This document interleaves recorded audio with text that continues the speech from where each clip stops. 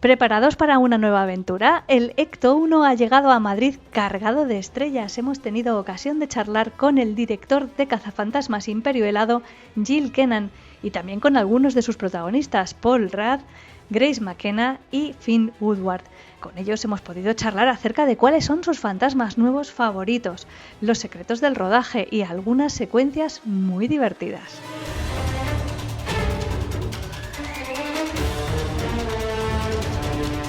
I was a fan of Ghostbusters. Everyone I knew was a fan of Ghostbusters. I was a kid when the original movie came out, and it was major for me, all of my friends, and we've grown up having these Ghostbusters films be, part of our lives. So to be a part of it now it's pretty crazy.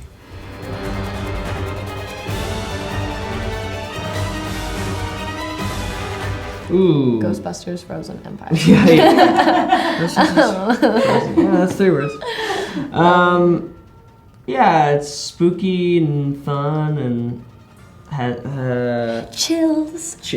But too. And cold. That's a good one. Yeah. Home, protect, ghosts. In only 3 words.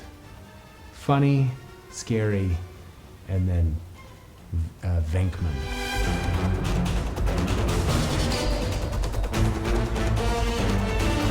That's mine too. Yeah, I like the possessor ghost. I think it's a funny idea for a ghost, and I only recently learned. They try and do on Ghostbusters movies as many practical effects as possible. And when the possessor is in the plastic bag, that they actually had somebody dressed and they put a bag on with green legs and was running around so that they had somebody playing a plastic bag because of the possessor ghost. That was funny, but that's my favorite. I like Pukey. Yeah, I like Pukey. He's like a little lime that rolls. Yeah, I love the design of his role. Yeah, I like him. The Possessor is great too. Very cool. It's great, yeah. I do love Possessor, especially that tricycle moment. I love so much. I think I would have to say that Melody is my favorite ghost, though, because we've never had a ghost as a character, a true character in these stories. And for me, the fact that there is a tragic story to tell feels very connected to the great tradition of ghost stories. But I'm with you that Possessor is a lot of fun.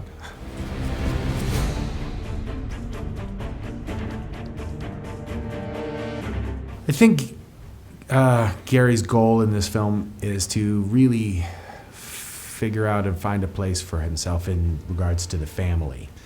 I think he really wants to be a part of this family, and he just doesn't maybe know exactly how to go about doing it. It's still a somewhat new relationship, and I think he loves the kids, but he doesn't know how much of a parent he should be versus how much of a friend.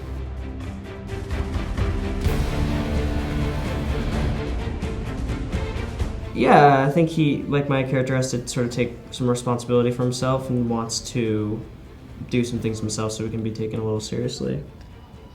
I think that with Melody and Phoebe, it's a nice storyline for the most part, except, for some of the twists. But I think that it's kind of somebody that Phoebe can have a connection to in a time that she feels very isolated. And so that's nice for her because kind of the people that she feels she should be closest to, she feels a little isolated from. So it's a nice connection for her throughout the film.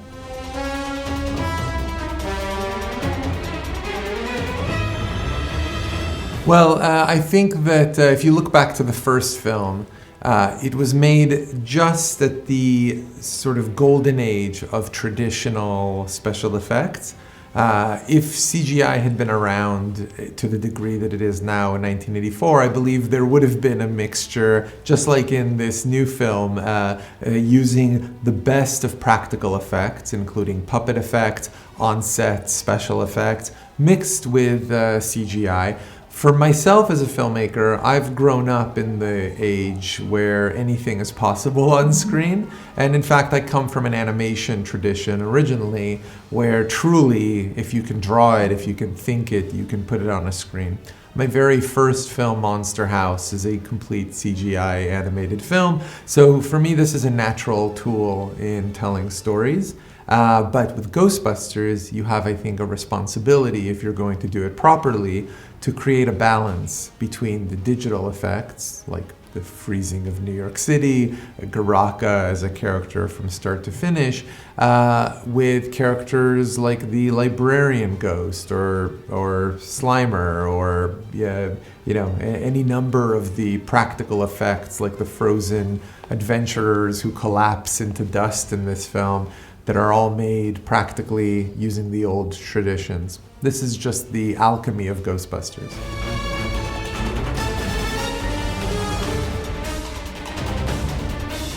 Working with the original Ghostbusters was the highlight of making this movie. It's honestly the reason to even, just do it, because to spend time with such iconic characters on such great material, and it's amazing.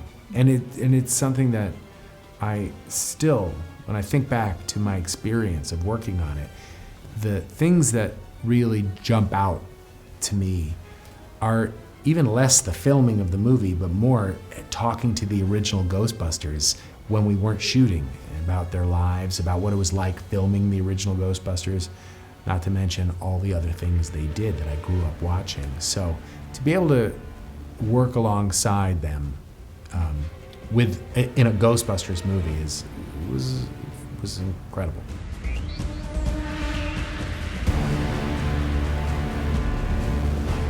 There's a lot. I mean, you're around Dan Aykroyd and Bill Murray and Ernie and all these people that are so incredibly funny and warm, and Paul Rudd, and it's just like, it's hard to really name a specific moment. But I just remembered one.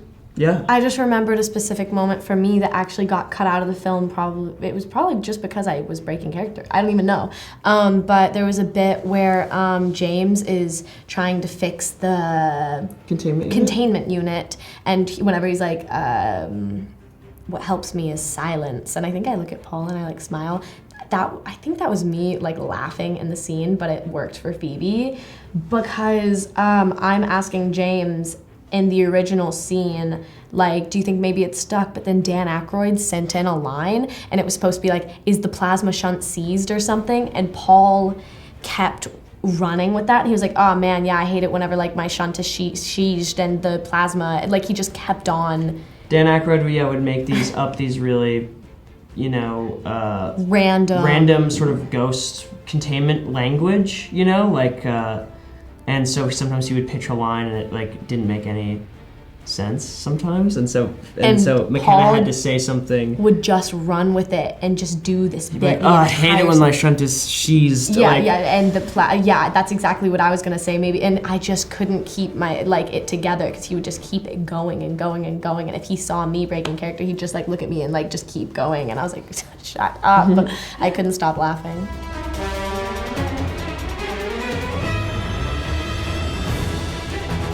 Well, we've never seen Slimer quite like we have in this film. I love the character of Slimer. I love thinking that Slimer has been living somehow inside or within the part of this old traditional firehouse that has been the home of Ghostbusters for 40 years, thinking about the history of this character. So there is a relationship between Slimer and the firehouse that I think is very unique to this story. Also, there is a physicality to the character, an ability to interact both with the world around him and the other characters, including poor Trevor, who he flies through. Mm-hmm. All of these are new things we've never seen before.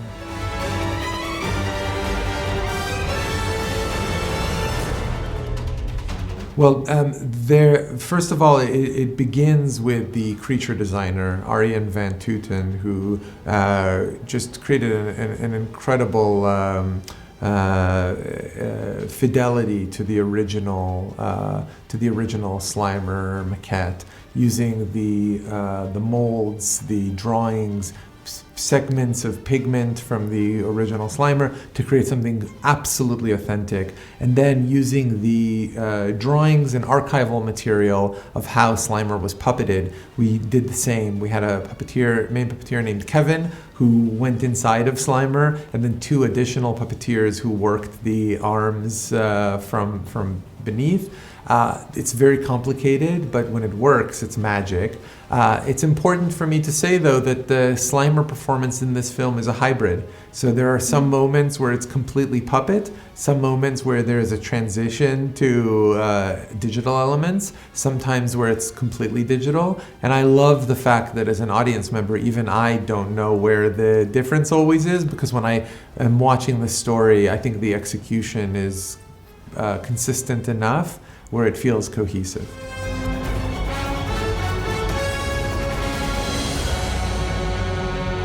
I loved getting to work on this movie with Kumail. Kumail is really funny, and he's a huge Ghostbusters fan. He was like a little kid. We say, I can't believe we're working on a Ghostbusters movie. This is amazing. And he's hilarious. He's hilarious in the movie, and he's just hilarious in real life. So having him around was terrific. Fantastic. I love him. I think he's probably one of my favorite parts of the film. I think that he is hilarious in this movie. I loved working with him. I think he's just so talented. I love Kumail, yeah. He's become a good friend of ours, and he's so brilliant in the movie. Mm-hmm.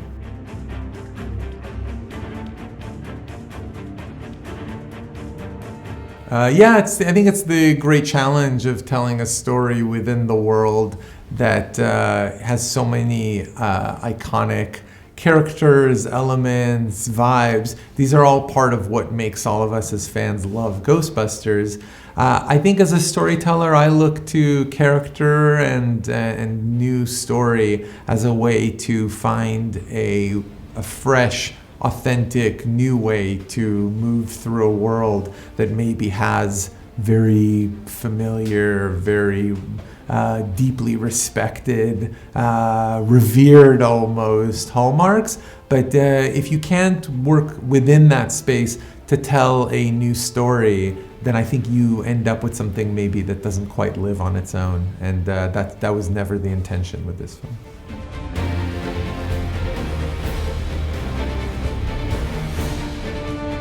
Really good, I think, because everyone got on really well, and I knew, I met these kids when they were kids on Afterlife, and it was pretty interesting coming back now and seeing Logan Kim, who was, about that big when we shot the first one, and now he's, much taller, and like they're teenagers. They're great, and I always thought that, if you're going to keep telling Ghostbuster stories, what a great thing that a young girl is really the most capable Ghostbuster. That it should go into the kind of the hands of the kids to take over the franchise. So they were great, and getting to work with them was awesome.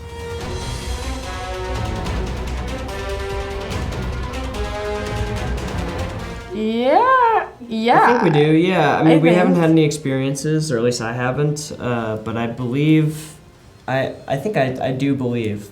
It's to be a part of this kind of thing, it'd be hard to not buy into that ghosts are real. Yeah, at least just a little bit. Mm-hmm. Yeah. I do, really. I do. I've had experiences as well. Some of them are really crazy. So if I start talking about them, I sound like I'm insane. So I tend not to talk about them too much. But I think there's a lot out there that we don't quite understand. That's tough to explain. I also think that probably there are some things that you could say, okay, that's some sort of paranormal something or other, and it isn't. And there's a very much a logical reason of why you heard that sound or why you saw something, and our brains are capable of many things. So the truth is probably somewhere in the middle, I think. Preparad vuestros equipos de protones porque el 22 de marzo llega a las carteleras Cazafantasmas Imperio Helado. Que la disfrutéis mucho. Nos vemos en los cines.